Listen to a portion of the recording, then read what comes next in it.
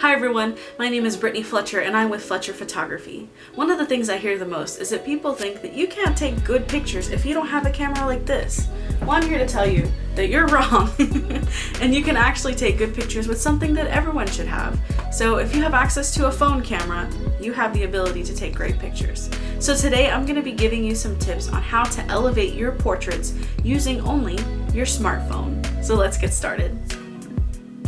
So of the tips I'm going to give you today, 2 of them are going to cover something that photographers call composition, and the last one is going to cover posing. Now, composition is whenever a photographer looks at their background and they try to arrange things in their background to keep things interesting or to make it visually appealing to the viewer. And so the first way that you can do this is to frame your subject. Now, I did bring my friend Teresia downtown to the Art Center of Corpus Christi, and I'm going to show you how to do this with your phone in action. Let's do it.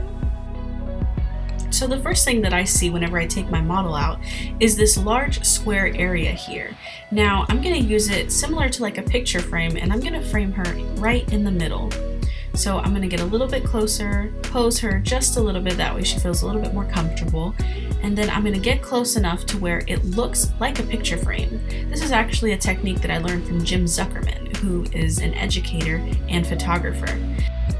And so once you go out and start taking pictures, you just start to notice shapes that you can put your model in. And right now, here's an example of what this looks like, and I put her in that square frame. So there you have it.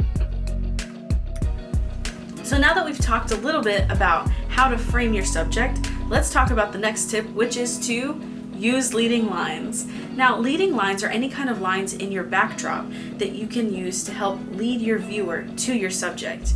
Now, if you were to go downtown, this could look like streets, stairwells, or even just different architectures that you can see. All of this can be used to show your viewer that you want them to look at the subject. Let me show you what this looks like downtown.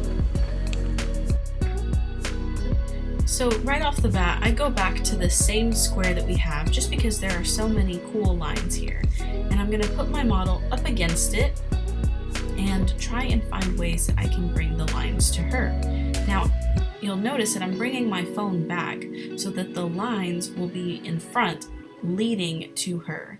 And here's an example of what that looks like. Now, this helps kind of create depth, and you can even move it more closer to her just to get more of the subject, but I like to use the lines to lead to the person.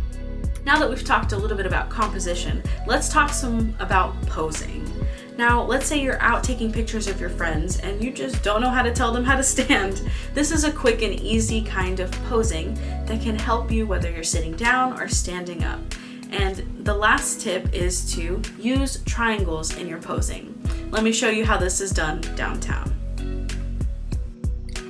So to switch things up a little bit, I moved my model over here up against this door.